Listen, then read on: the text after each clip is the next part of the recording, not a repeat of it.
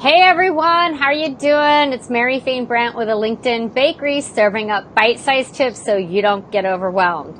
I'm hoping that you jump on tonight, my Facebook Live show, which is the first and third Wednesdays at 7 p.m. right now Pacific Standard Time. And you know what? I really want this to be engaging, so I want you to let me know where you're watching from, because I'm building an international audience. So tell me where you're watching from. And you know what? One of my God-given talents is being a connector, and I want to connect you with your next client, your next referral partner, your next Facebook Live expert, your next podcast guest. You just let me know who you're looking for, and I will do my best to make an introduction to you. So I'm really excited. Oh, wait, let me back up a moment. So if you haven't noticed, I've been having a theme for all of my months. So some people ask why I do that. You know what? It's just easy to have content then. When you have one theme for the month, it's easier to have guests on your Facebook Live show because you're not just randomly picking them. It's also easier to have content for your weekly tips, your blog, and your newsletter. So I highly recommend it, folks. So January was like getting organized, looking at your apps, getting rid of clutter, getting digitally organized, electronically organized, and your papers organized. So January was really getting us set up so that we can go through each month and not be digging for files or paperwork, because I don't know about you all, but this girl's got to work on her electronic filing system. So today, for February, I have dubbed the F month. That's right, folks. It's that ugly word that none of us like to say. Finances. Right? Right, Carolina? Right. So no one wants to talk about it. Right. So Carolina Burquez from Northwestern Mutual? Northwestern Mutual. Northwestern Mutual. She's my expert guest tonight. And Carolina and I first met at CWEN, which is Christian Women's Entrepreneur Group. And if you would like to be my guest at one of our meetings, just type in #CWEN and I will add you to the list. You're more than welcome to be my guest the first time for our CWEN meetings, which are the first and third Wednesdays of the month, right here in San Diego at the Grove Church, which is off of like Waring and Friars, I think, somewhere like that. Right? I think so. Well, so Carolina and we just ran into each other at the leadership conference at the Rock Church, which was fabulous, right? Yes. Amazing. It's called the Best Leadership Conference, and it's an annual conference. It's held 3 times a year. This was the third year it was held down at the Rock Church, and so we ran into each other. Was it last Saturday? Yes, I believe so. If it wasn't last Saturday, two weeks ago. 2 weeks ago. 2 weeks ago. Yeah, it was 2 weeks ago. And I was like, hey, we're going to be on the show together soon. So Carolina and I first met at CWEN, and the funny part about that is our friend and colleague, Sarah Lopez, of Freshly Prepped, is also a CWEN member, and she runs up to me. She's like, Mary, have you met Carolina? Or have you met Carolina? I'm like, yeah, I know. I just met her, and she's going to be one of my guests. So, you know, I am a connector. That is my God-given talent, and I think San Diego is full of extraordinary female entrepreneurs. Hey, Stephanie Liu just joined us. She's my course muse and my Facebook Live muse. I'm just saying, you need Facebook help, Stephanie Liu's your gal. So, Carolina, we're going to talk about finances tonight. And I'm really interested, you know, how you can help us, entrepreneurs and business owners. But I have a really important question to our audience before we begin. Audience, I need to know, are you a spender or a saver? Can you type that in the comments? And I'm gonna be real authentic because that's my brand. That's who I am. I am both. There are times I'm probably more really the spender, but when I want something like my trip to Ireland, I'm going to get in saving mode. And I think it's also about training. So my husband and we are training ourselves to be savers. So, And you know what? I'm not missing out on anything. So audience, I want to know, please type in saver or spender, or you could put combo, because I feel like I can go either way sometimes, or at least in my head. Stephanie says, I'm a mix. See? I think, and that's probably a good combo to be a mix. My second question to my audience is, did your upbringing affect how you deal with your finances? I can definitely say that it affected me. So my dad spent money, my mom didn't. And it's funny, so I'm more like my dad and my brother is more like my mom, right? So I really feel that, you know, you're influenced by your surroundings, whether it's parents, aunts, grandmothers, husband, wife, whatever that dynamic foundation is in your life. I really feel that you can be influenced for better or for worse, and that's all I have to say on that, folks. So, Carolina, I'm always curious why people go in the industries that they do. So, why did you pick being a financial advisor? Like, how did that happen? Well, I think for me, I'm one of the weird financial advisors. I think early on I knew I wanted to have a career where I can help people, but also my upbringing and also culturally, that's what kind of made something click in my mind and say, okay, I need to help other people not go through what we went through. So backtracking a little bit, I was born and raised here in San Diego, California, from an immigrant family. So my dad is from across the border in Tijuana, Mexico, and my mom from Mexicali in Baja California, Mexico. So very close by, very hard workers. They came here to the U.S. and of course they worked very hard and gave us everything they possibly could. But we always, growing up, always had financial hardships. My dad in Mexico was an architect. Coming here, he worked in construction. And it was, he was really good. He knew what he was doing because of his background, but then in the construction industry, there was work for many months and then no work for like 9 or more months. So my mom in the relationship was the saver. My dad was the spender because when we had money, he liked to, give us everything he could. But my mom had to, when we had those financial hardships or those hard months, my mom was the one who had to provide for us. So she would end up liquidating all of our savings. And at some point had to have even 2 to 3 jobs to just sustain the household. So I saw all of that growing up, and I knew, I wanted to, have a career where I can make enough to give back to my parents and, protect them and give them back everything they've always given me. But also growing up, I realized that just like we had financial hardships, a lot of families did as well. I was born and raised again in San Diego and the South Bay. So there's a huge Hispanic and Latino community. And growing up, I realized, hey, we're not the only ones going through this. So I do come from a family where in Mexico, they're for some reason all doctors, dentists, surgeons, anesthesiologists, all these interesting different things and careers. The one thing that I did know is I was not going to become a doctor because I see blood and I literally gross out. So that was not for me.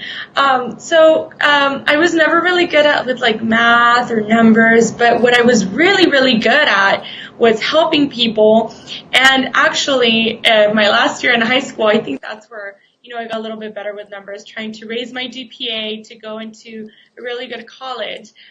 We did a lot of classes to, get my GPA higher. And I kind of fell in love with it in a weird way. So when I started college, I decided to go into business administration. But I wanted a concentration in my career where I can really excel and give, pretty much my all. So going through college, I wasn't going to school full time. And my first few months in college, I decided to work for a manager. So I learned the back end of, of the industry. And I loved the fact that I was able to help people. So that's where, my love for helping people and kind of my love for, I guess, finances started coming together. So then that's how I got into the financial advising career. I graduate and I knew what I wanted to do, and then that's when I started with Northwestern Mutual a few years back. That's fabulous. I love hearing the backstory of how people get started and why they're in the industry that they're in. So let's just dive into some of the nitty gritty stuff. You and I were talking earlier, and I think this is a fabulous question. And audience, we're here for you. So if you have a question, can you drop it in the comments, please? And Marissa said South Bay. So, hey, Marissa. But seriously, if you're thinking it and you're like, oh, I don't know if I should ask it, just drop it in the comments, because if you're thinking a question, I guarantee you that somebody else watching is also thinking it. So let us know what your questions are, and we will jump in. I'll moderate those, Carolina, as we're going through. And if we have any audience questions, I'll let you know. But so we know why you went into financial. Love that story. I'd love to know, what are 3 things that you hear from your clients or potential clients all the time? Okay, so one of the top 3 reasons why someone would or is iffy about talking to me is usually because they say, you know what, Carolina, I'm living paycheck to paycheck. I don't have enough money. I cannot save. That's the number 1 reason. 2 is, I can't afford a financial advisor. Right. Or 3 That's what I would think. Like, I can't afford a financial advisor. I'm not rich. And usually that's one of the biggest too. And the third one is really, I have everything taken care of. And the backstory, or the reason why, a lot of my clients would say that is, one, because living paycheck to paycheck, that's a budgeting issue most of the time. And that's something that I can coach and help with to at least save and have a little cushion.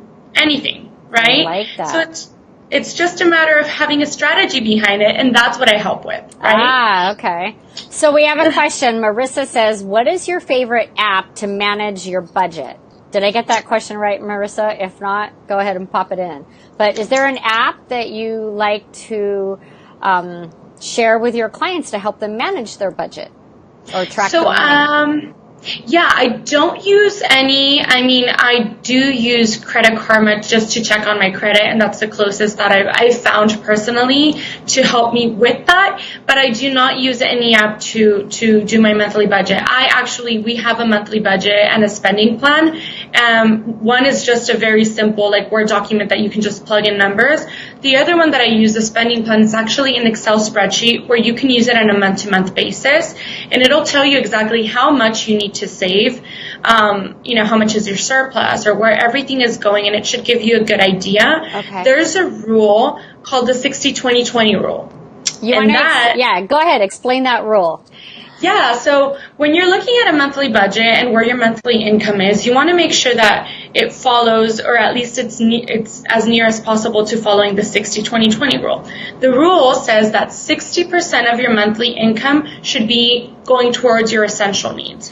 Now wait, right there. I asked you earlier, does that cover my nails?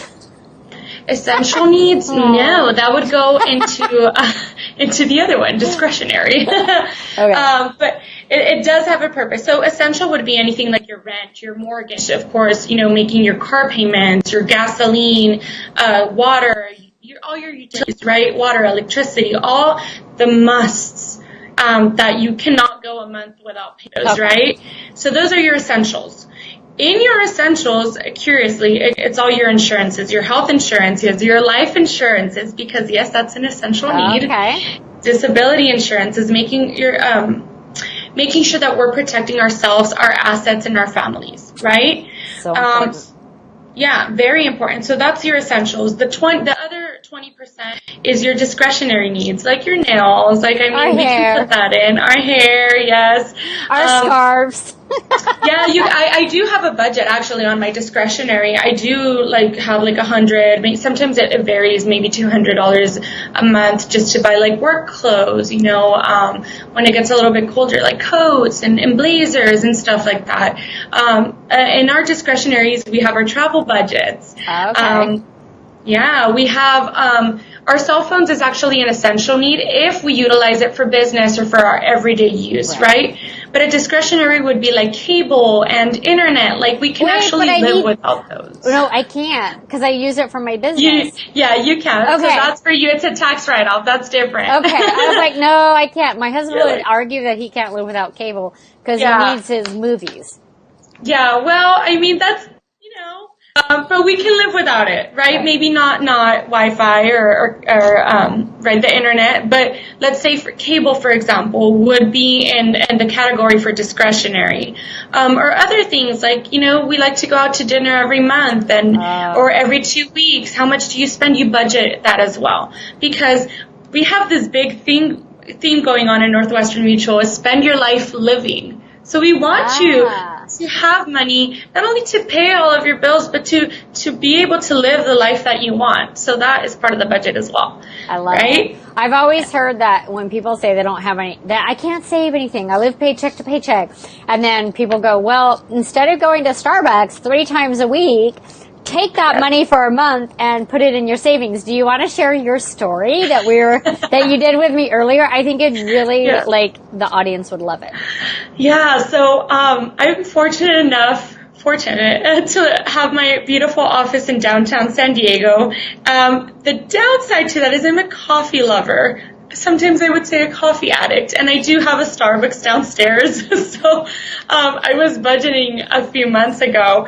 And one of the months I almost reached $300 a month just in Starbucks. And that was only for myself. And that wasn't client use. So even if you only spent half of that, right, and you were putting $150 into your savings, like that's a big chunk of change.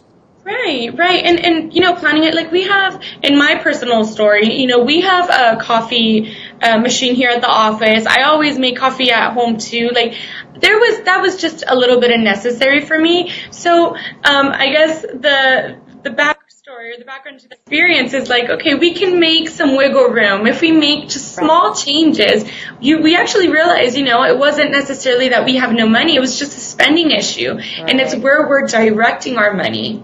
I think that one of the things that people need to do at the very beginning is to look at where they're spending, like do a budget and or do the thing where you write down everything that you spend for I think for a month. Some people say a week. I'm like, well, if you do it for a whole month and you really get a better idea of where you're spending your money.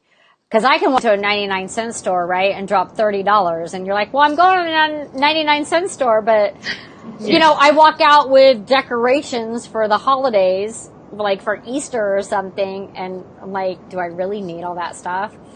I'd say no right now. So, what about that? I think that we had this conversation earlier and we don't recognize where we're spending money, like at Starbucks. And you had a client do you want to share that story about the client who said she didn't have enough money and she was going out? Yeah, so I actually earlier, I meet with clients every day, but earlier I was meeting with a client. She was like, you know what, Caro, I'm really I'm living paycheck to paycheck. I can't do it. And we go over a budget, and that's why I offer all of my clients. And of course, I can offer anyone watching the video.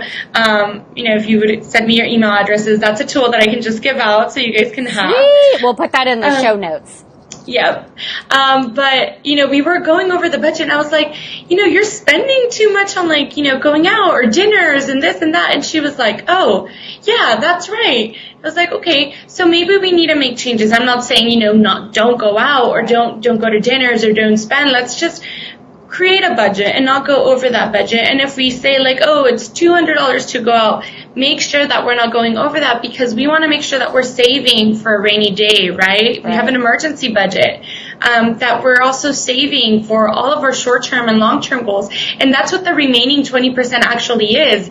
It's saving for shorter and long-term goals. And long-term would be like retirement, right? She wasn't saving for retirement. I was like, okay, well, we need to start making changes. So it's not necessarily, again, going back, it's not a living paycheck to paycheck issue most of the time. Sometimes it might be, depending on the situation. We're all different. But a lot of the times, it's, we might have a little bit of a spending issue, me included. I see shoes, I buy them, and I have to stop sometimes. And, just like you, Mary, I like to be very very open and very honest. And because I tend to be a spender sometimes, I am not my own financial advisor. My mentor is my financial advisor. Oh, that's fabulous. So, yeah. So even financial advisors need a financial advisor. She overlooks it, because if it were for me, like sometimes I see shoes, I like them. I spend money on them. I love it. So I had a couple other notes here. Most of my audience is entrepreneurs and business owners. So we kind of mentioned about protecting our assets. Why is that important, and what do we need to do to protect our assets? Can you talk about that? Yes. So two of the areas that I focus on is personal and business planning. Okay. On the personal end, it's very important to have both taken care of, to have all of our personal finances taken care of and our business. Because if one has issues, the other one will too. Right? So protecting our assets, and this goes hand in hand with both the personal and the business. It's like I always make the reference of like building a home. When you build a home, you want to have a strong foundation, right? And, it's kind of sometimes a taboo to talk about, the insurances. But the reality is that in a financial plan, the insurances is what is going to be that foundation to anything else that we build. So that is making sure, let's say, having adequate life insurance or adequate amounts of life insurance based on, your needs or your assets, your both personal and business. So having enough that, God forbid, if something were to happen to you or a loved one, that your whole life, both personal and business, would continue to run the same, right? So having life insurance is crucial. Having disability insurance is one of the most overlooked insurances or parts of a plan that are very overlooked, because what it does, it protects our income. Just how we purchase home insurance, renter's insurance, car insurance to protect an asset, a physical asset. If that asset weren't there, yes, it could, make us or break us financially. But at the end of the day, it's not our bodies, our health.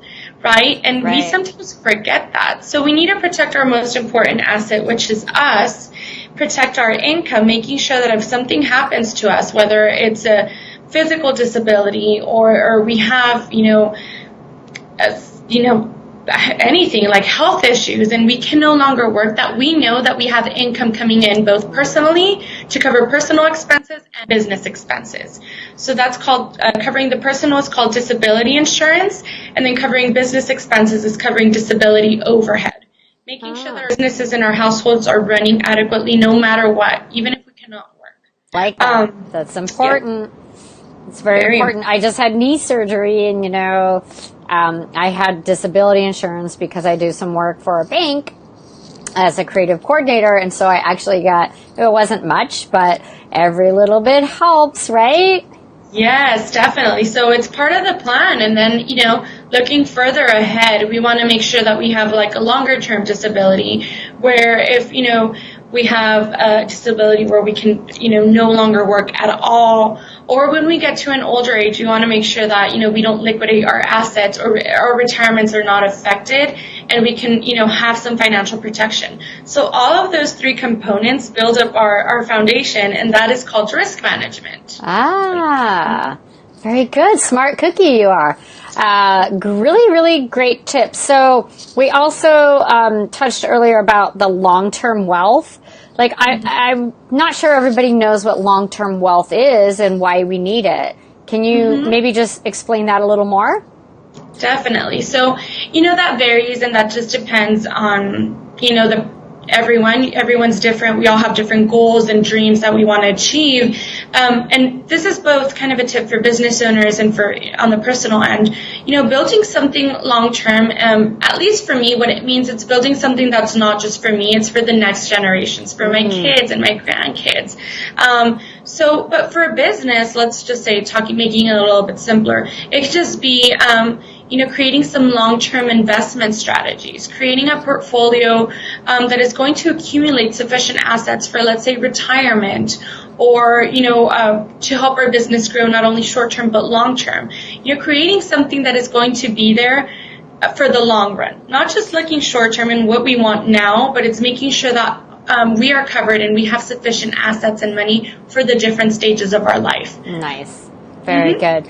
Well, do you have any last minute tips that you want to share, or anything that we didn't address that you think that maybe we should share? Yeah, definitely. So, also going back to protecting our assets, that's just the foundation. When we build, we want to make sure, especially for business owners, we want to make sure that we're, creating an exit plan, right? That we yes. know. Yeah, that we know, once I retire, or, maybe down the road, I don't know if I want to leave the business to my children. Maybe I want to sell the business, creating a strategy behind that. And everything that we're building, whether it's in the risk management, whether it's, saving for retirement, creating that emergency budget, personally and on the business. So especially for the business, I recommend having at least 3 to 6 months of total income coming in, and having both savings for the personal and for the business end, right? So that is crucial. Also, building that wealth is creating a diversified portfolio that will, be there for the different stages of your life. But then the last thing would just be we always recommend that our clients protect all of their assets legally. So having a will and an estate plan is crucial. That is the cherry on the top. That's the roof, right?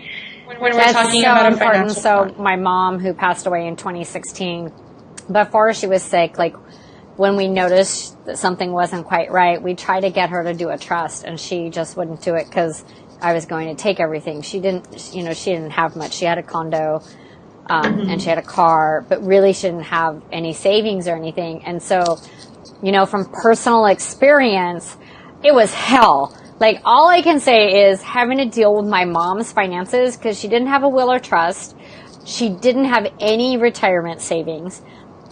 And by the time my brother and I realized that something was really, really wrong, we stepped in and we were paying her cable. We were paying her phone bill. We were buying her groceries. My brother bought tires on her car, because I'm like, oh my God, her tires are bald. And that was a real big strain on us at that point, where my brother and I were. And so what I learned is I'm going to say this, get your shit straight. If you're parents, you better have a will and a trust, have it all figured out. Don't put that stress on your kids. It's not right, because you're already going through an emotional time trying to figure out, okay, your parents are sick. Okay, now I got to take care of their finances. Wait, there's no money to take care of anything, right? And then on top of that, she didn't have a trust. It took 2 years, I'm not even kidding, 2 years for me to get my mom to do a trust.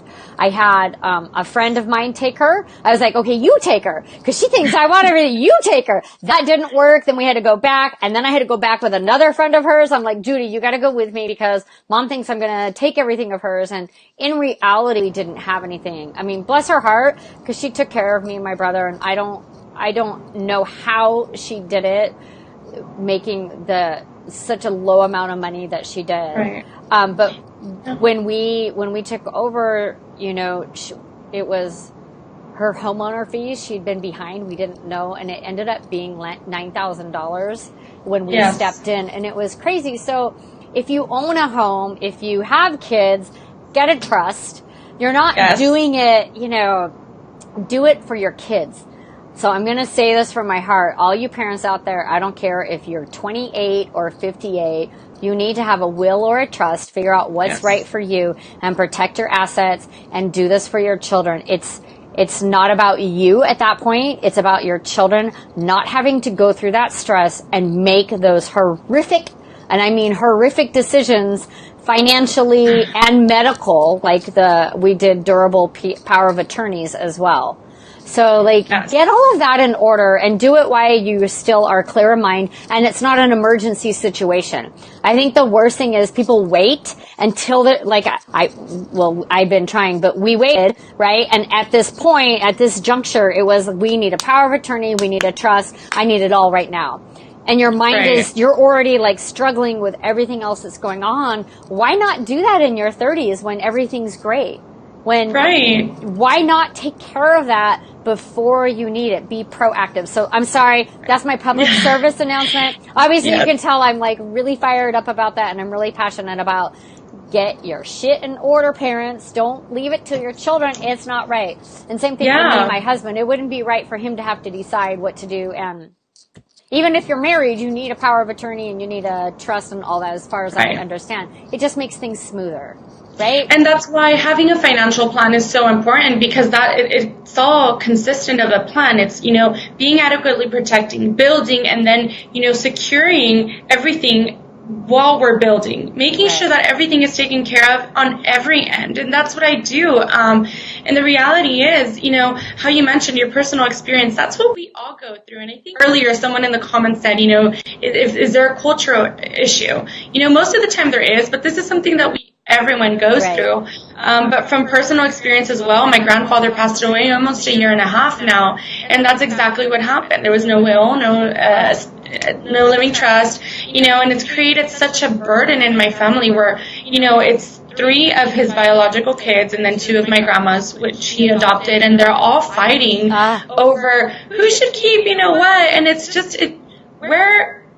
everyone forgets about the love. It's all about who gets what, and it's horrible. But this shouldn't be an issue if we plan since the beginning. And one of the biggest things why I'm so passionate about what I do, because I know that what I do now, it's all educational. If I can give that back to my clients and just even give them some education, I at least planted the seed, I'm making a difference for the next generation. Because God knows that I'm not married, I don't have kids now, but I do not want my children to go through that ever. Yeah.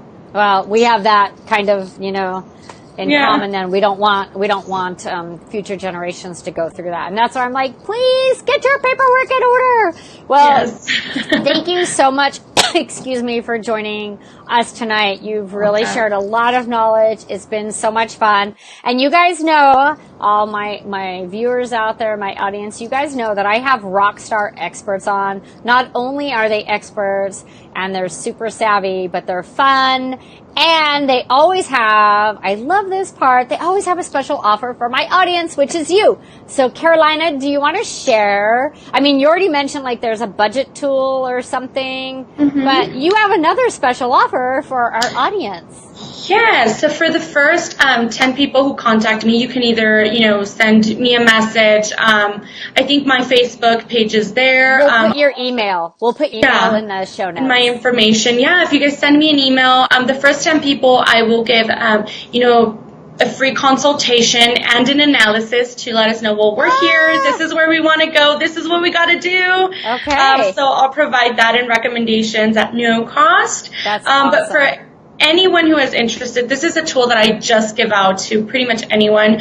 If anyone has questions, feel free to give me a call. I'll also put my information there, or send me an email, and I will also send you the monthly budget and the spending plan. That's fabulous. Crucial. Okay, yes. I love that. So we're getting a monthly budget spending plan thing. You can have a consultation and an analysis for the first 10 people. So you know what we always do is we go back in after the show, we fancy up the show notes and put all this information in. So if you're interested, just say, what should we have them do?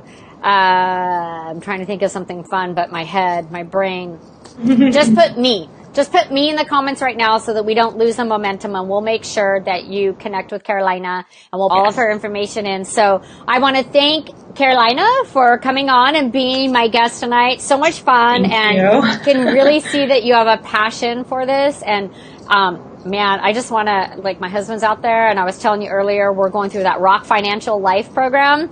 And I'm like, okay, we're just going to have to binge watch all the videos on getting our stuff in order. And then, it's making me more passionate about getting a financial planner and getting things lined up, like you said. So, I'm here for you. High five. Woohoo. High five. Okay, Thank you so much. You're welcome. This is Mary Fain Brandt with a LinkedIn Bakery, serving up bite-sized tips for all my busy entrepreneurs, friends, and family. You can find me here the first and third Wednesdays of the month at 7 p.m. Pacific Standard Time with another guest expert. February is the F month.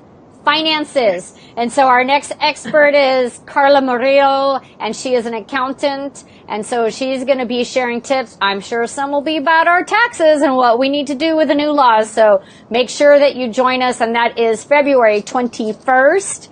Also on February 21st, hey, it's my LinkedIn Bakery. 4:30 to 6:30 p.m. down at Hera Hub. $49 gets you in, unless you're in the VIP club and you know where you can find a discount code. So I hope to see you there. Let's get your recipe for success on LinkedIn crafted. I'll see you online. Take care, everyone. Bye. Bye.